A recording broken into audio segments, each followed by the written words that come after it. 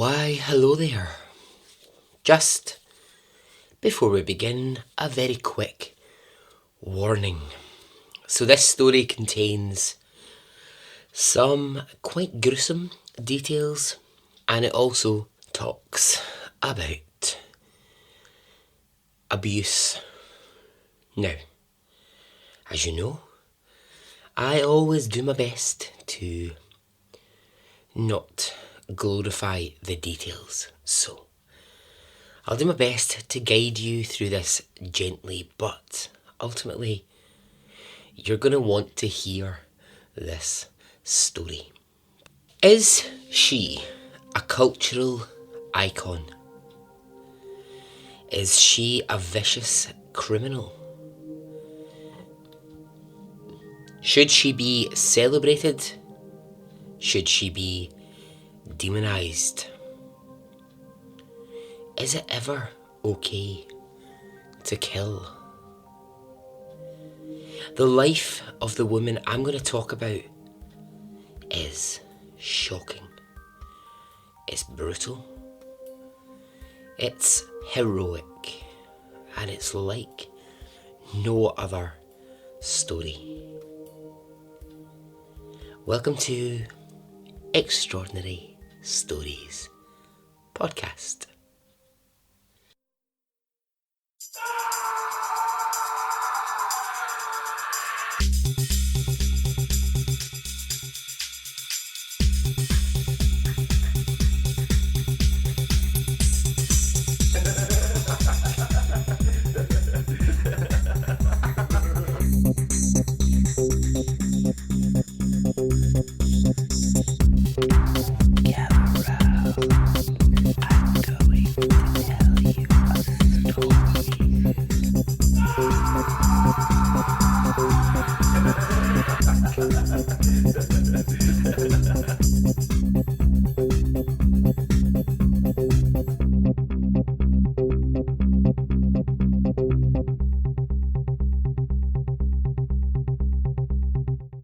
Hey, how are you?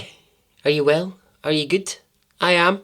So, if you are one of the people who got in touch with me about the last story, thank you very much. The Hermit story. I'll be revealing at the end of this episode who gets my wonderful drawing that I've done. My incredible piece of art. Thank you for getting in touch. There's I feel like a lot of really interesting conversations came out of that episode. Just, regarding loneliness, regarding isolation. Very, very interesting. So thank you for that. If you haven't heard it, or you don't maybe listen to it, I don't know. I was fortunate enough to be interviewed on podcasts we listen to with the wonderful Jeremy Collins. So I did an interview talking all about extraordinary stories, my process, how the podcast came to be, etc. And just having a lovely chat back and forth with Jeremy. So if you go to podcasts we listen to, you can find it. Also, if you go to the Facebook group, I've posted a link to it. So you can listen to that, and I hope that you enjoy it. People seem to have had a very nice response so far, so thank you. Alright then, we're just going to get to this story. We are talking a badass, hang on, badass. I don't think I can pull badass off, can I? No, I think I sound ridiculous saying badass. We're talking about a woman who is so... I was going to say kick-ass. Oh, that's even worse. Anyway, she's an absolute fireball of a human being. And I'm so happy to be telling her story, because I don't know how this one has escaped me for so long. But when I found it, I was like, this is a bloody extraordinary story. This has to be told. So, are you ready? Okay, let's go.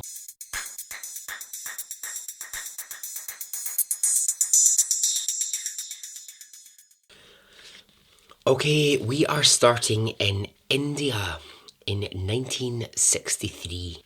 Indian culture. Okay, so there is a lot of poverty. We know this, right? We know this. We know this because we see the images all the time. Heartbreaking as they can be, we know this. You know, very much the poor are poor, like really poor. And the rich, really, really rich.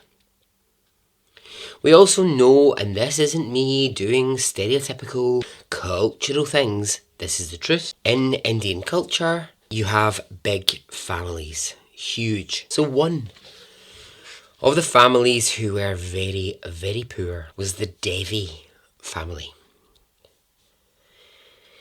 The Devis were exceptionally poor. So, one of the first sentences I read about the Devi family said this. The Devi family were part of the Mala caste. Sorry, what? Sorry, what now? I stopped and I thought, okay, what the hell is a caste? I don't understand. And that's caste with like an E on the end. Not like, you know, the cast of, I don't know, Legally Blonde the musical. Yeah, cast with an E on the end. Right, and then I found this sentence. Caste in Indian and Pakistani culture is a form of social stratification. Huh? So I was like, what the actual hell? So I went deeper. I went even deeper. And then I finally found an article that made sense of it. Now, what it is it's essentially what we all know. It's the way in which communities and families and groups are categorised. And it's usually by religion or colour or financial status, family history, all of these kind of things. So a caste, I mean, it's not something that we don't know about. I started thinking about it. I mean, it's essentially the equivalent of, so like in Glasgow, there is a really huge Chinese population, but they all tend to live in the one area where there's now like Chinese supermarkets, there's now Chinese restaurants, and that's great. And everybody sort of like that, like that's, they've sort of built a community there. Similarly in Glasgow, you've got a Polish community that has all sort of lived in the one area. And I guess this just happens everywhere in the world. And the article that I read, it sort of widens it out to talk about America and about how groups of people who are all, you know, within the same sort of social, financial place or of the same ethnicity will all end up living in the same sort of places. I mean, I'm kind of beating around the bush, right? It's basically going, in what I'm talking about here within Indian culture, it's going, this is where the poor live. That's where the poor people are. And that's what the Devi family were part of. It's where the poor people lived, is where they lived. Now, in India, it's a much, much more serious business than just to do with wealth. It's more to do with which part of the religion you follow. Your family history plays a huge part within it. So, essentially, you're given this sort of family caste. You're given this kind of thing. So, in the Devi family, there was a very young daughter, and her name was Pulan. Pulan Devi. Right, so as a child, Pulan gets described as foul-mouthed and having an outrageous temper.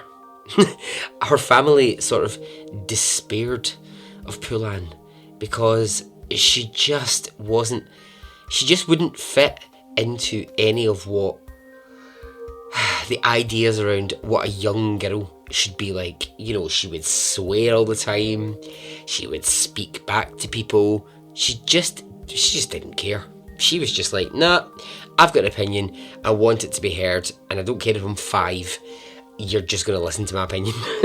So she's not in any way ladylike or in any way what the perceived idea of a young Indian daughter should be like.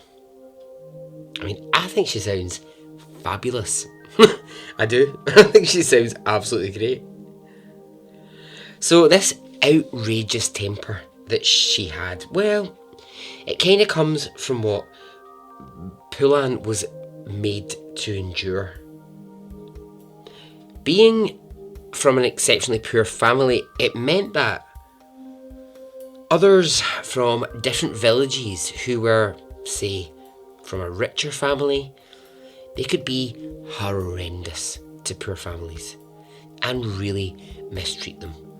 I'm talking like they could use poor kids as slaves. They could use them to do all sorts of jobs and pay them basically no wages. Now, Poolan, at a very, very young age, hated this. She just went, nah, I hate this. I'm not having this. Just because I'm from a poor family doesn't mean you can treat me as a slave. Now, worse than that, and way, way worse than that, sometimes children from the poor families would be used as sex slaves. Daughters from poor families could be married off to wealthy men at the age of 10 years old. 10 fucking years old. Are you kidding me? Oh. This is exactly what happened to Poolan. Age 11. She was married off to a man who was in his 40s. Now, given what I've told you about her so far, do you think that Poolan took that? Do you think she just accepted it? Did she fuck? She was not happy about this. She was furious that she was being married off to a man in his 40s. The person in her family who had decided to marry her off, it was her uncle. So again, this is a cultural thing. Poolan's grandparents had both died, and there was no head of the family. And so her uncle, being the eldest, he becomes in charge of the whole family, and he makes all the decisions. Decisions like selling off your 11-year-old niece. Now, let's talk about the neem tree. And you may think, Barry, why in the hell are you telling me a story about a tree? But I think this serves as a brilliant example of what Poolan will become in her life.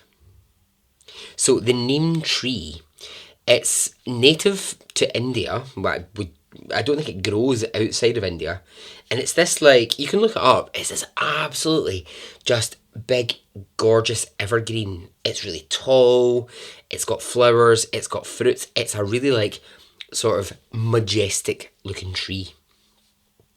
Now, I say they're native to India, and they are, but they're quite rare to find.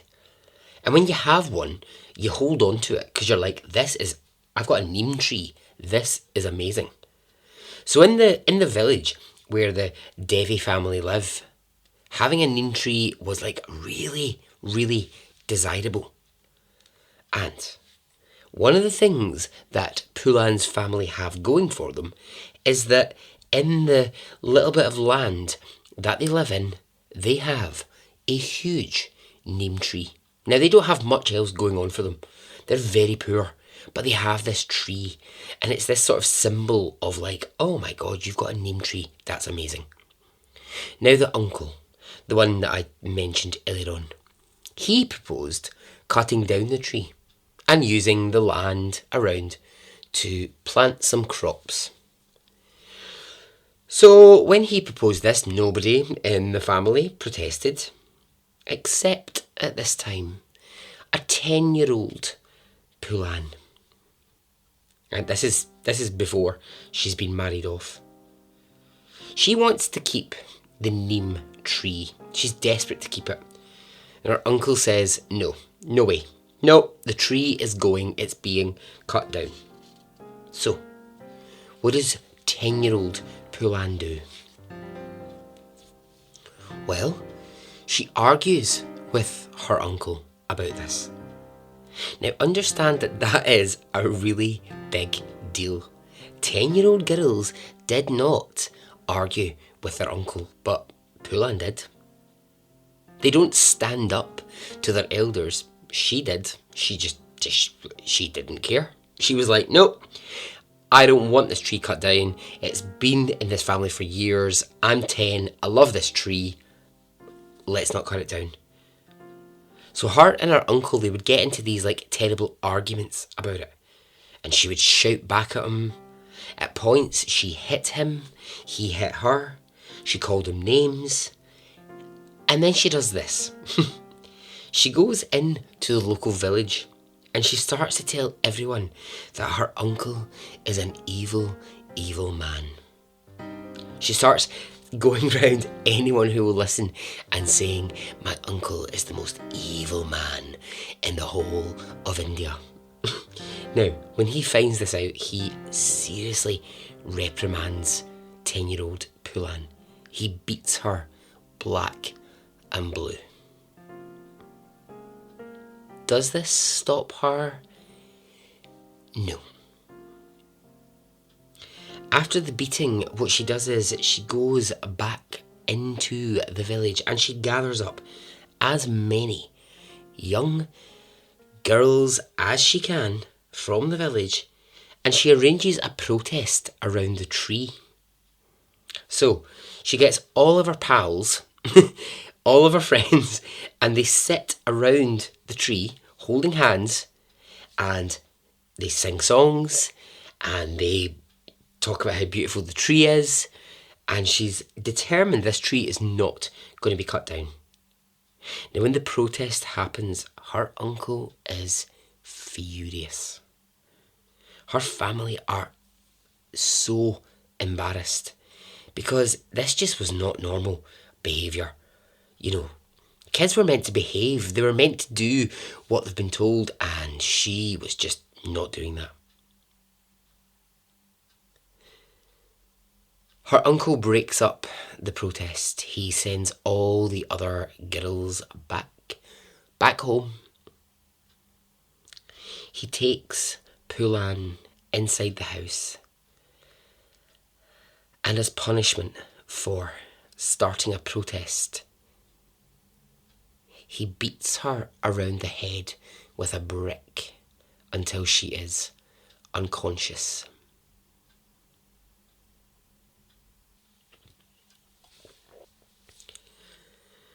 It's a few months later, when she's aged 11, that her uncle marries her off to an older man called Puttalan.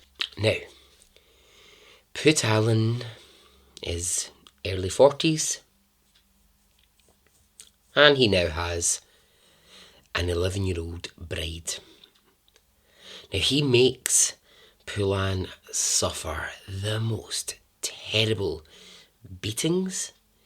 He treats her like a slave, and he makes her endure the worst sexual abuse. Now, where Puttalan lives and where Pulan now lives. It's 100 miles away from where her family were, from where the Devi family were. And Poulan, after a very short time at the hands of her husband, did, well, what I think we would all do. But what was considered to be the most disrespectful thing you could do, she runs away from the husband that she's been married to, and she travels 100 miles back to her family. Let's just think about that. She's 11 years old and she's travelling 100 miles on her own. She's taking a lift from any car that's passing. She's eating anything she can find off the ground. She's barely able to drink any water. She's been wearing the same clothes that are now dirty for days and days and days, right? She gets back to her family, and what do you think her family think when the 11-year-old walks back to the door? They put their head in their hands because this is a disgrace. It's a disgrace against their family. Young girls just didn't run away from the husbands that they were married to. Poulan did, because she was like, fuck this situation. I'm 11. I am not putting up with this. So she ran away from it, but this was not what you did. You just, no. So her family are so embarrassed. Guess what her lovely uncle and her parents do? They go to Poulan, her husband, and they apologise. And they plead that Poulan be taken back into her husband's home. He's very unsure. He's like, no, she's a wild card. She's unpredictable. And I can't figure out what she's going to do next or say next. Yeah, that's because she's 11, mate, and she has a fucking idea of herself. That's why you're a bit frightened of her. Because actually, do you know what? She's not passive. She's actually just being like, nah, fuck this situation. I don't want to be in this. But they beg, and they beg Poulan, please, please take her back. And he does. And for Poulan, the beatings, the slavery, and the sexual abuse, it continues. Now she stays with this husband, Poulan, for the next 5 years.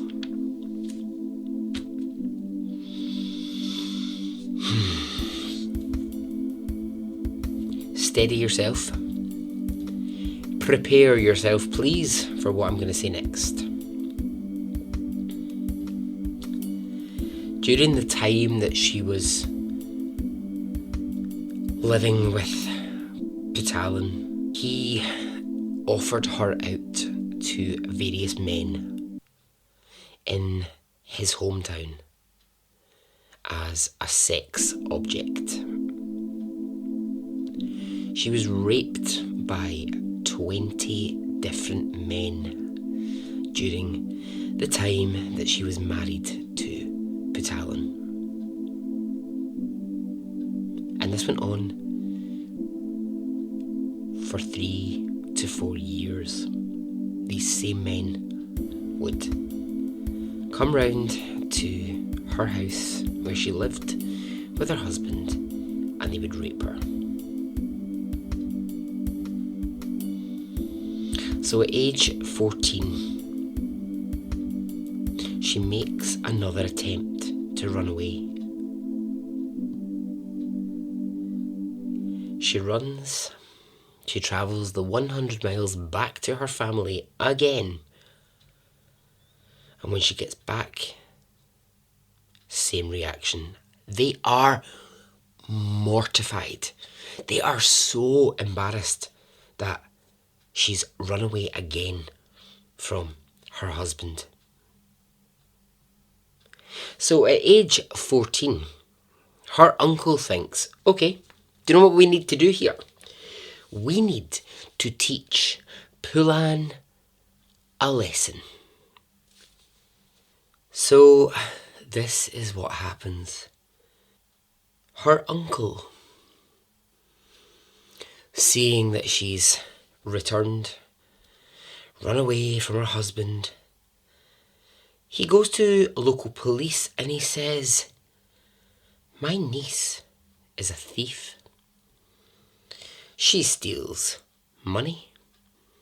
She steals food. She steals jewellery. She steals anything that she can find. And I want her arrested. Now this is bollocks. This is a complete and utter lie. But age 14, Pulan is arrested by police, which her uncle has engineered, and she's put in prison for 3 days. Now this is rough. This is rough. The 3 days that she is in prison, she is repeatedly gang raped by prison guards.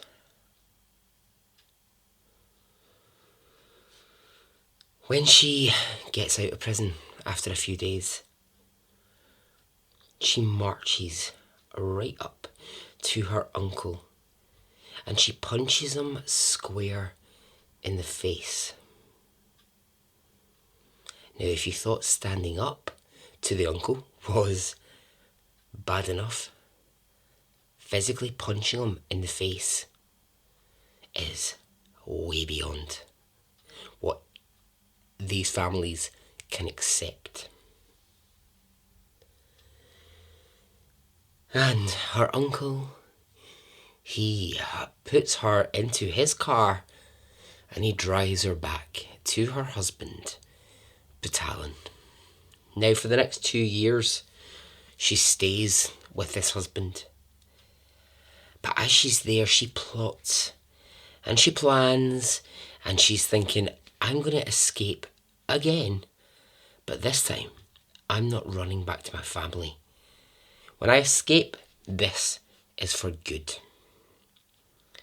And at age 16, now she's been with him now 5 years. 5 bloody years she's been with this husband. At age 16, she runs.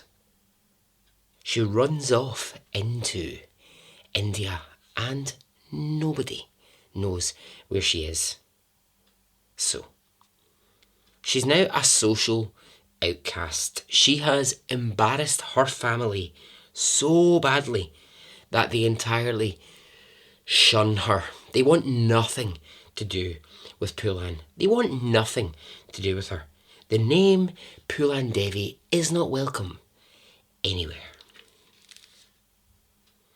Now, it's where Pulan goes next, and it's what she does next, that really begins to cement the person that she becomes. Right, so she's age 16, she's an outcast from her family, she's out and about, she's wandering alone, she's eating wherever she can, she's finding shelter where she can, she's fighting for survival, and she becomes really interested in gangs that are moving around India. She becomes really interested in especially gangs of like bandits.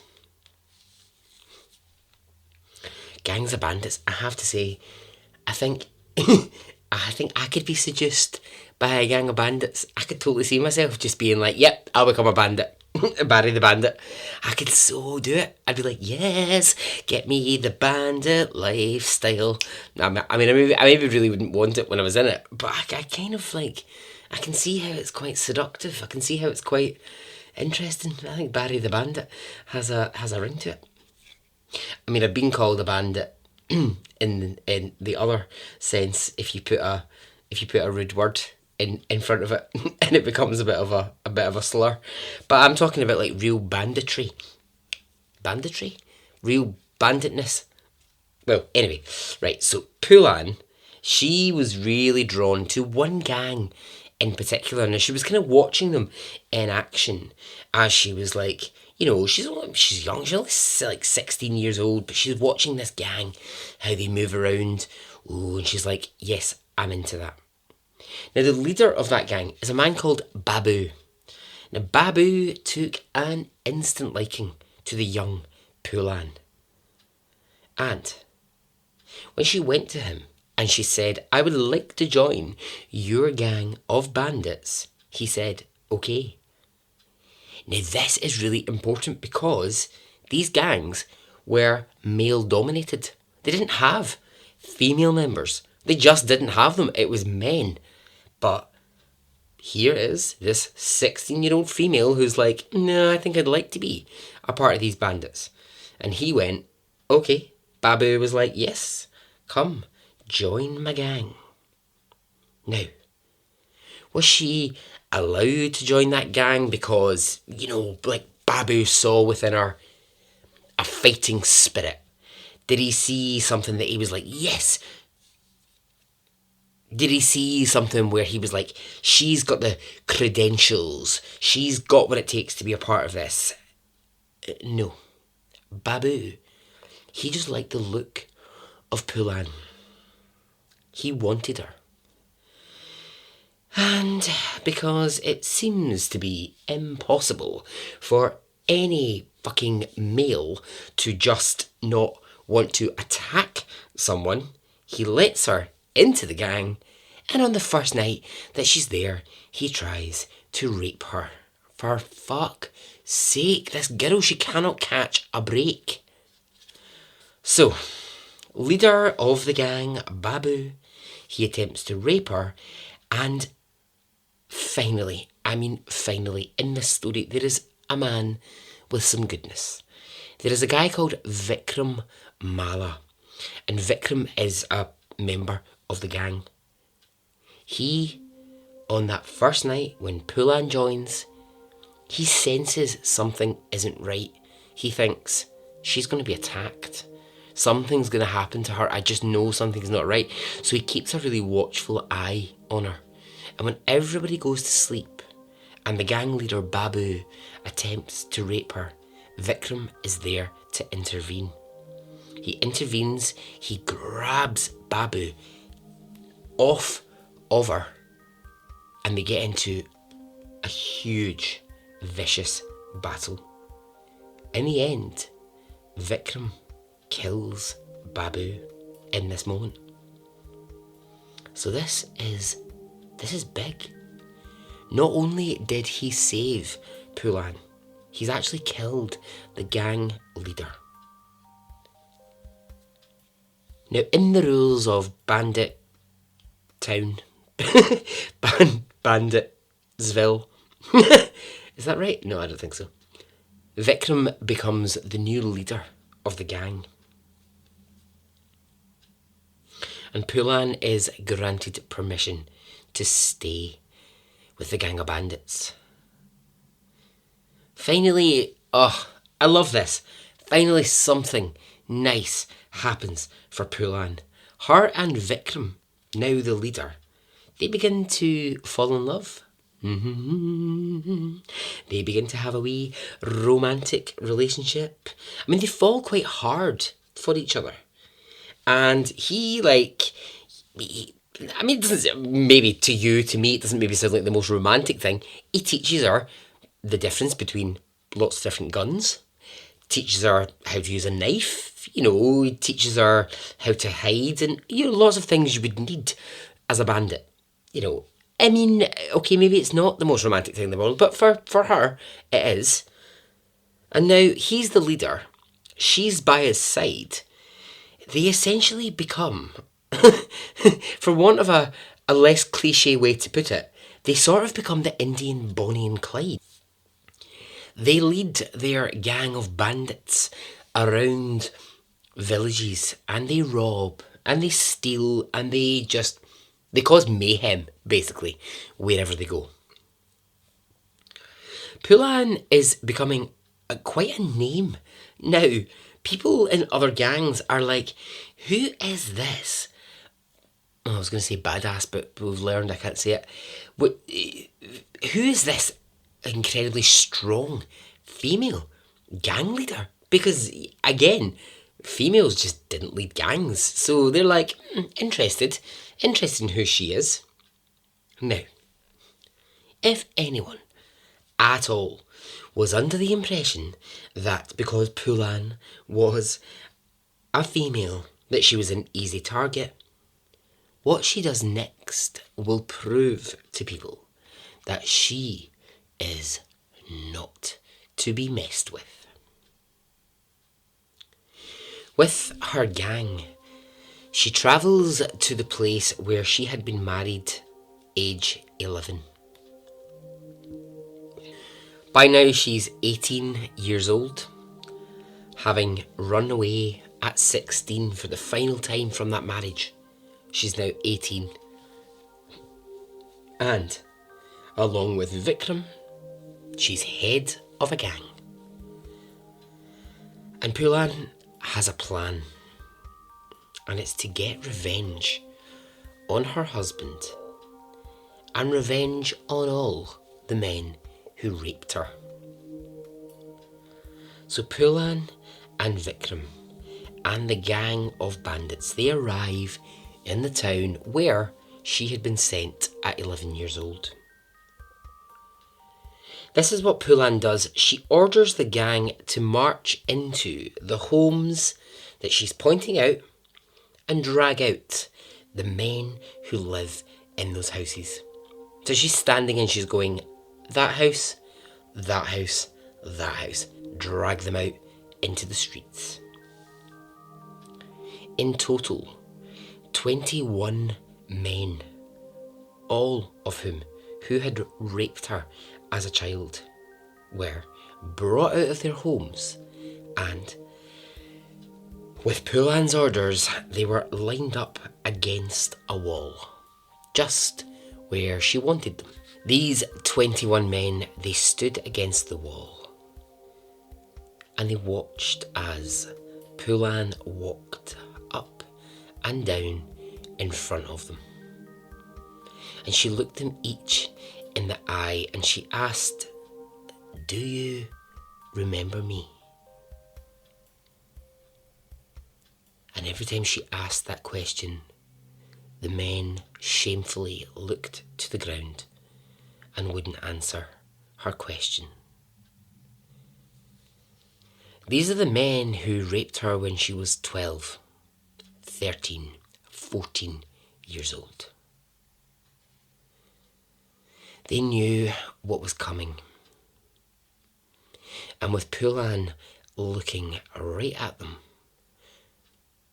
she gave the order to her gang of bandits, and the 21 men lined up against that wall were all shot to death. But Pulan, she wasn't finished. She wanted revenge against Putalan, the husband. And so here's what she did. She ordered her gang of bandits to drag him from his home. And they did. Now, male listeners, you may want to take a deep breath before I describe what she did next. In fact, not even just male listeners, any listeners, anyone, maybe want to take a deep breath just before I describe what she actually did. Pulan orders that her husband be stripped naked and have ropes placed around his neck, his hands, and his feet. She then, love this, gets hold of a megaphone, a loudspeaker, and she makes her gang parade her husband around the village naked. So she's using the loudspeaker to gather all of the females in the village. She wants females specifically to see what she is going to do. So once all the females have gathered, She goes back on her loudspeaker and she demands that the rich men, those from the upper castes, they come out to watch what she's about to do. So now she has the audience. She has a huge crowd gathered. And when they're all gathered and they're watching her, she produces a very small blade. She gives it to one of the bandits and she says, "Cut off his penis." Hundreds of people watch as Poulan's husband's penis is chopped off in the street. As this is happening, she's giving a speech into her loudspeaker about the rights of young girls and poor girls and saying it is not okay for anyone to treat poor or young as objects, as something that you can just abuse. So, not content with just cutting his dick off, she picks up his... I've just got an image of it, sorry. She picks up his dick and she starts waving it about to make her point. She's like, "This is the point I am making." Now she orders, I would not want to be this gang member, but she orders another gang member to get a needle and thread. And when he does, she makes him put the needle through the penis.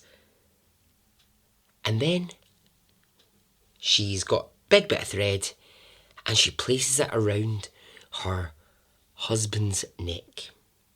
She then parades him further through the streets, declaring that rapists should know what she can do to them.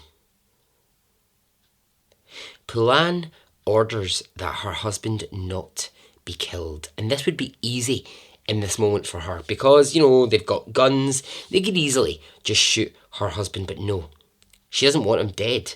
She wants him to live his life in this pain with essentially no dick as a punishment and as a warning to all men.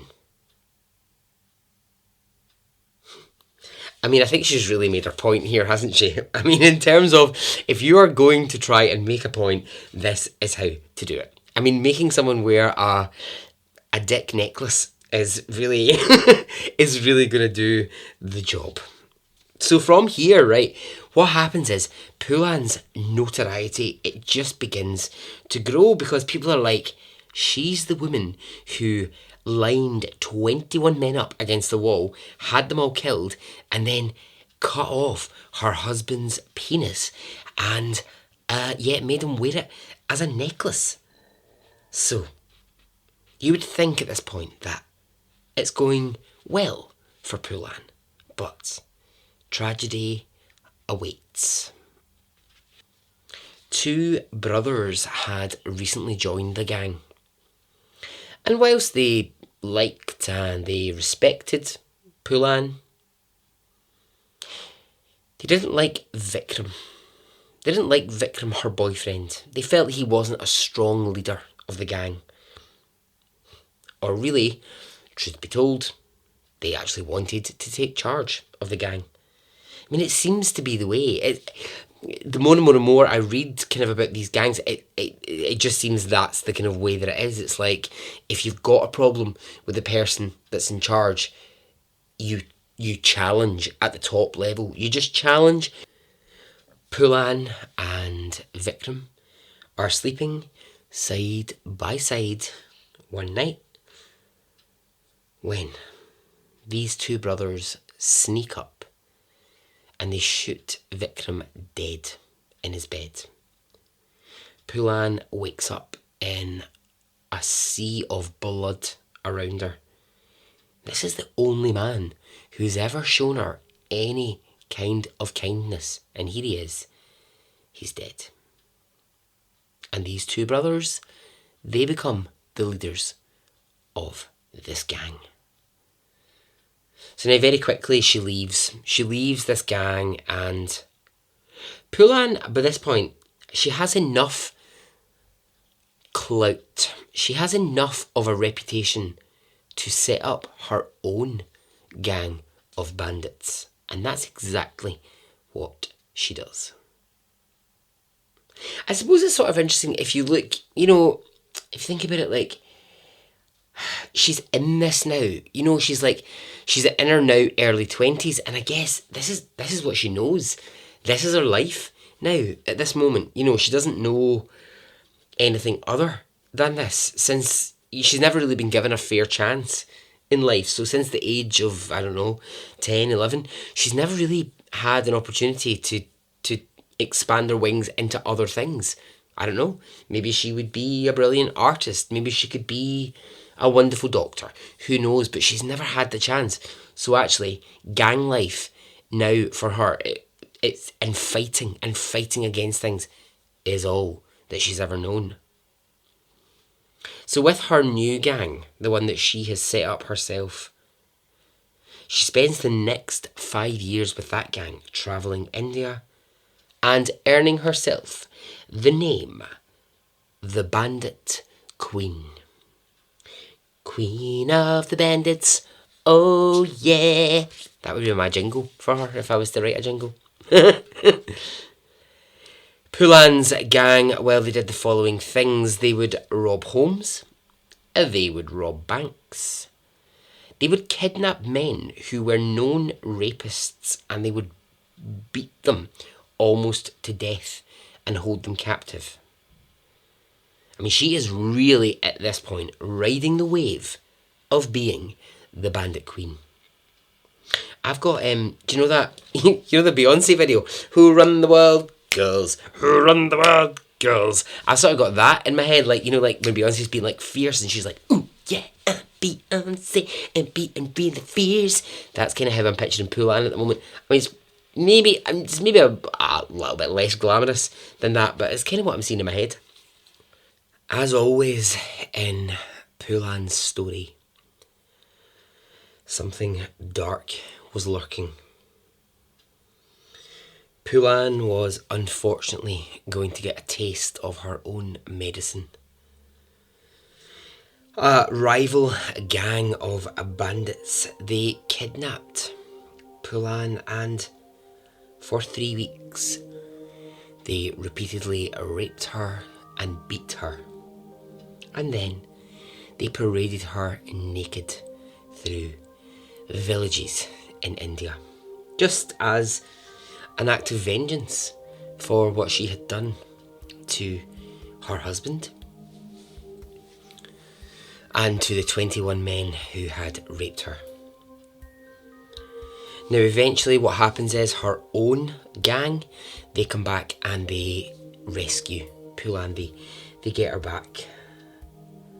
But there was blood shed, there was serious bloodshed in the fight for Pulan.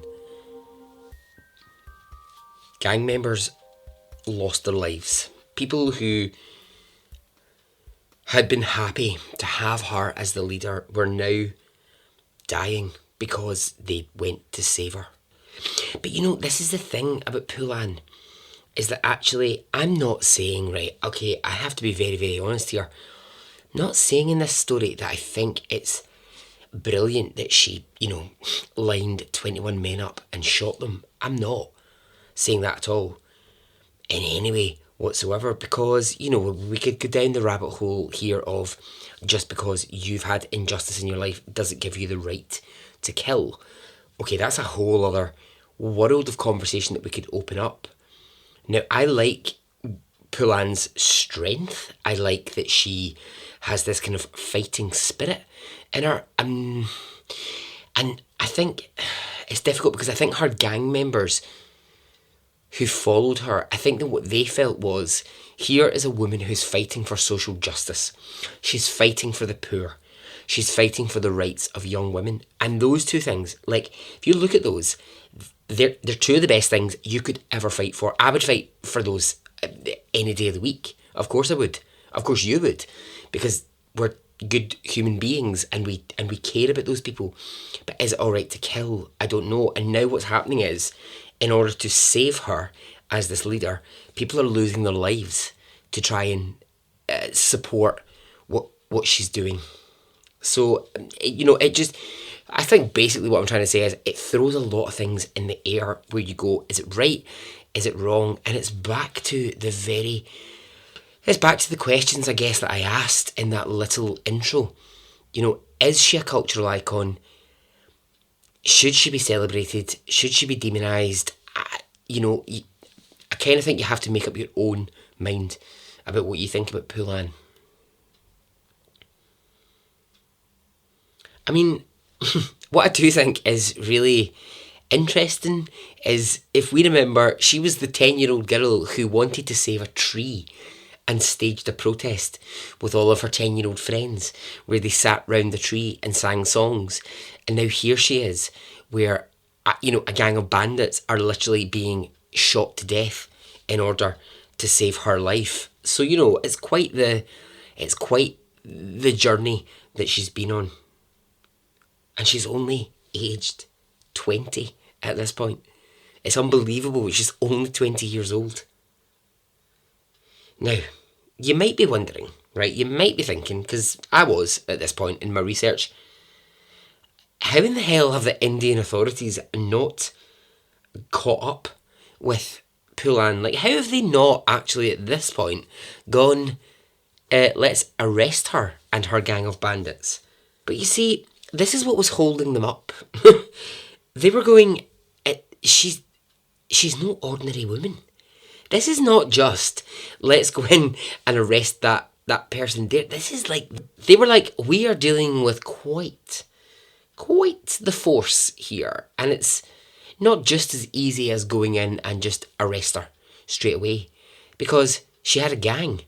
She had supporters. She had people who really thought a lot of her. So actually, going in and arresting her, police had to be really careful how to do that. She's become a sort of public figure at this point. Her image is in the newspapers all the time as the Bandit Queen. So, people know who Poolan Devi is. And they're going, alright, okay, well, maybe not just as simple as going in and arresting her. I mean, there's millions of stories like this, isn't there? It's like the Cray brothers, for example. I mean, I've never covered the Cray twins story. I think I would like to at some point, but police for years just didn't arrest the Crays because they were just too powerful.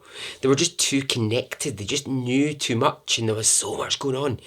Just didn't arrest them. And people were going, why the fuck are you not arresting it? Same with Poolan. People are like, why are you not doing this? And Indian authorities were like, we'll get there. Just let us take our time. Let us take our time and we will get there. She was this symbol of change. She was a symbol of hope in India, and police had to tread carefully.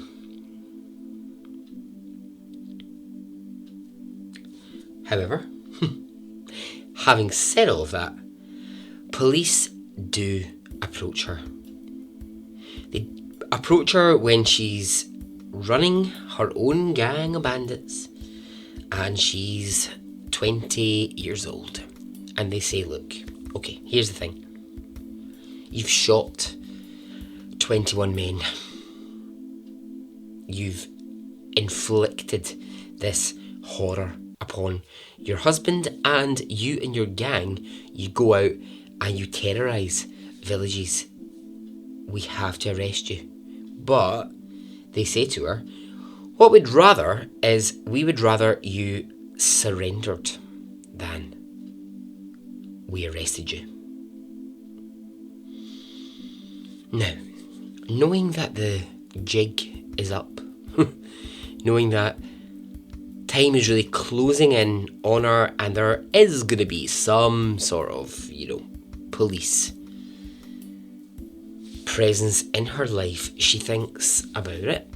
And this is what I love about this woman. She says, I will surrender. I'll do it. I'll go to prison. If I have to go to prison, I will. But it's going to be on my terms. And police say, okay, well, what are your terms?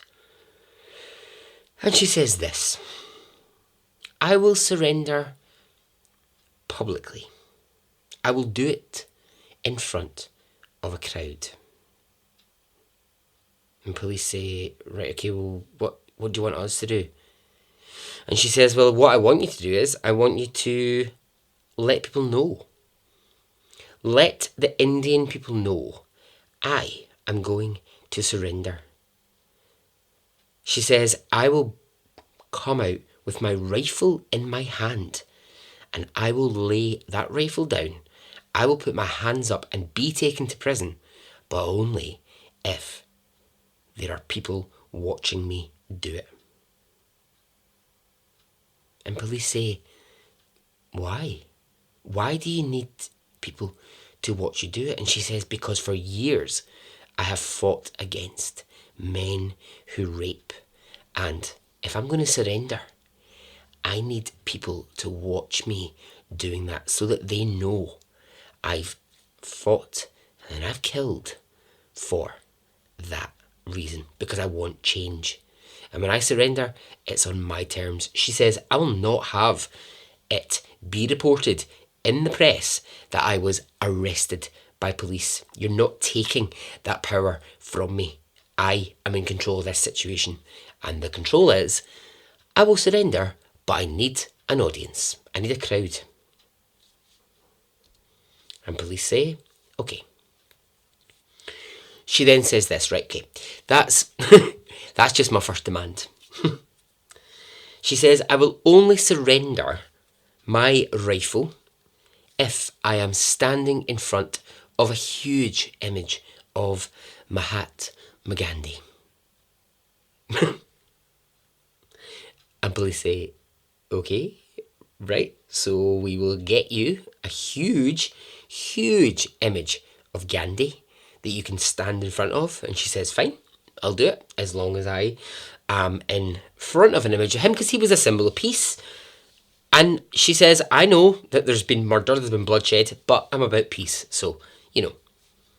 Her third demand, I think, is just great. She says, my family, who shunned me at 14 years old, I will not surrender unless they are there in the front of that crowd watching me surrender.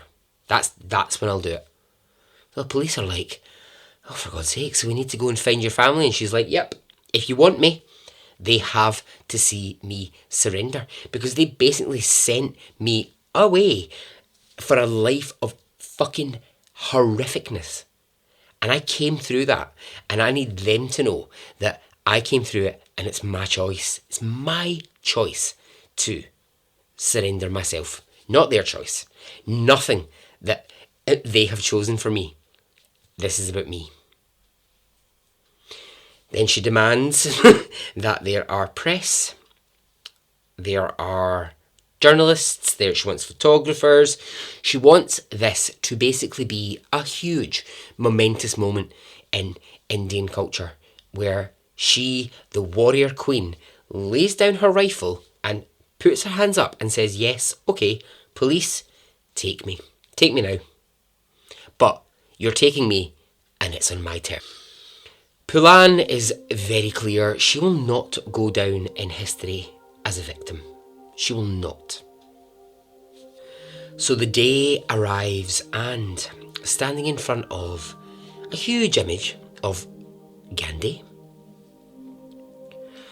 with a crowd of nearly 5,000 people, with journalists taking pictures and her family watching, Poolan raises her rifle in the air and then she places it on the ground.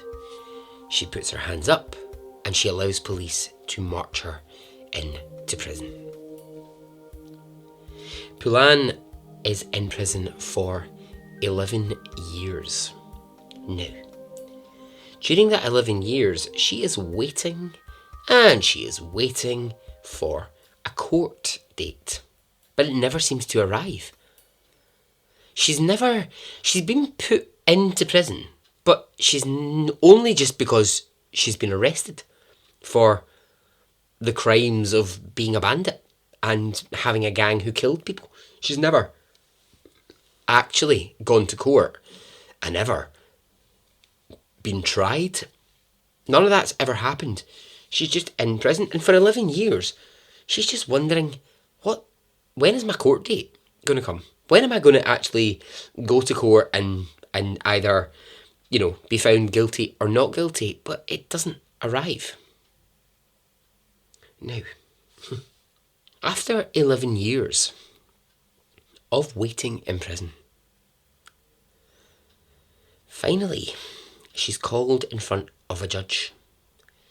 And the judge says to her, "We're considering letting you go. Now, here are the rules. We'll let you go if you can agree that you will never return to the bandit lifestyle. If you can promise us right now that you will not go back to that lifestyle, we will let you free." And now she's been in prison for 11 years and she's had time to think about it.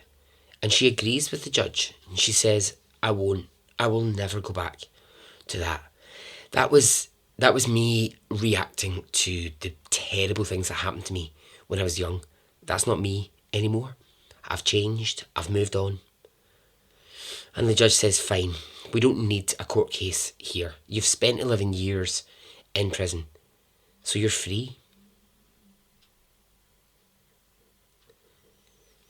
The day that Poulan is freed from jail, she walks out onto the steps of the court and there are thousands of people there applauding her release. So, in prison, she had time on her hands to read, to think, and to educate herself. And what she educated herself on was feminist politics and how governments and how systems of Indian governments work. So, within just 1 year of being out of prison, the Bandit Queen puts herself forward to become a member of Parliament for Indian government, and she's elected. She is so popular. People love Poulan. They absolutely love her. And so she's voted into a political party. Now, as you can imagine, I'm sure you can, as a politician, she's outspoken, she's opinionated, she's very, very vocal. Maybe not everyone loves her opinions, but, do people always like it? No, they don't. Does Poulan care? Does she fuck? Doesn't care. Just doesn't care. After a year, she gets re-elected again, and she's just growing in popularity. She's forever popping up on TV. She's in newspapers. She's talking, and people are like, oh god, yeah, you've got to sit up and pay attention when Poulan Devi starts to talk. She's really got something to say. She was once the Bandit Queen, and here she is now. She's this wonderful politician. She's really rising through the ranks. On the 25th of July 2001, when Poulan had spent 5 years by this point in government, she was leaving her office in the middle of the afternoon when 3 masked men with guns approached her. Poulan Devi was shot to death and died on the spot. The 3 masked men were all relatives of the men that she had killed when she'd lined them up against a wall. This was a revenge killing. And at age 37, Pulan lay dead. Only one of those masked men were ever caught and sent to prison. The other two have never been found. Over 6,000 Indian people turned up to see Pulan buried. The family who had shunned her, they were there.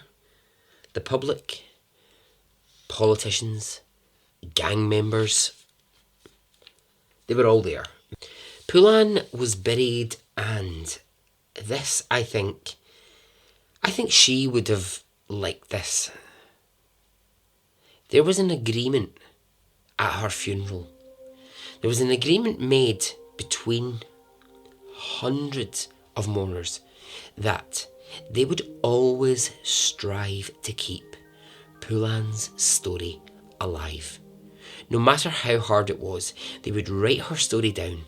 They would tell her story on TV. They would do what they could so that nobody would ever forget just what her story had been.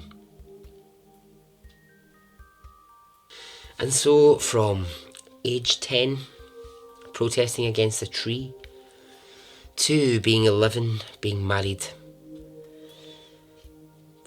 from years of sustained rape and abuse, to leading gangs, and then to fighting for justice before being shot to death, I think we can all agree Pulan Devi is truly an extraordinary story.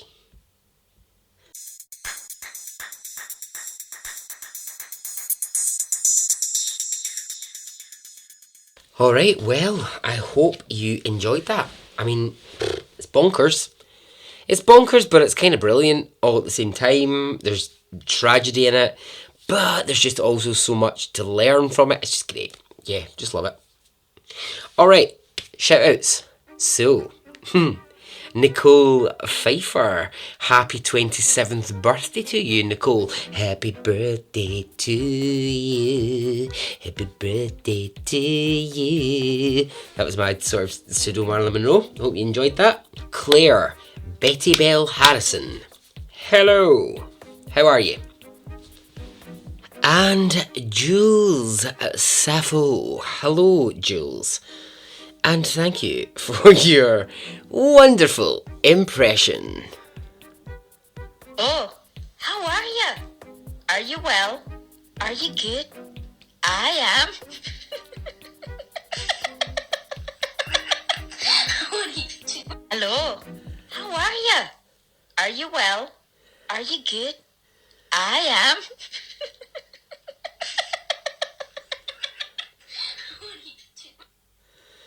Marvellous. I love that. Okay, so Lisa Shields.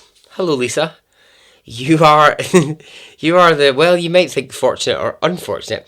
You are the unfortunate winner of my terrible drawing that I did in the last episode, the Hermit story. So yeah, that drawing that I did is winging its way to you, Lisa.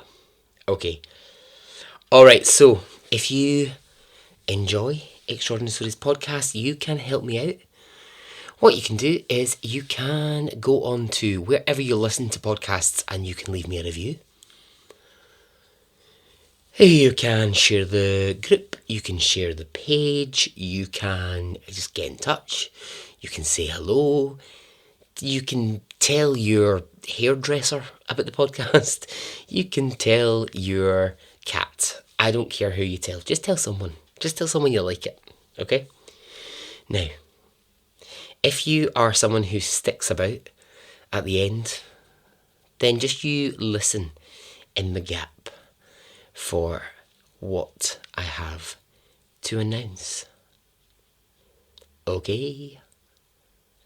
Goodbye.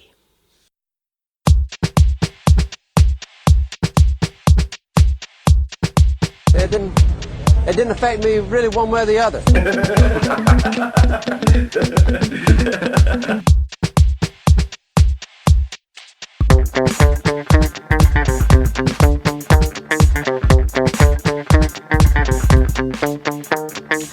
would imagine from the look on his face. Let's get it on. Let's do it. Let's get it over.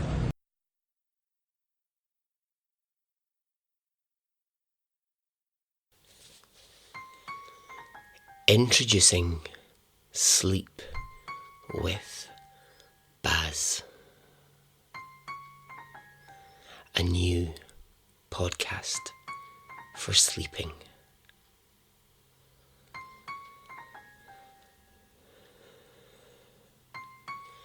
Joanna had always wanted to be a writer, but right now, with the blank paper in front of her, she couldn't think of a single word to write. Joanna started to just write anything. She wrote love, hate, fear, passion, travel, help, help, help. And then she wrote a name. She wrote Philip. Joanna hadn't thought of Philip in years. And now Philip was all she could think about.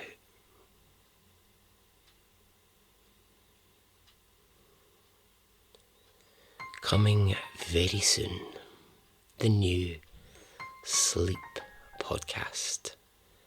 Sleep with Baz.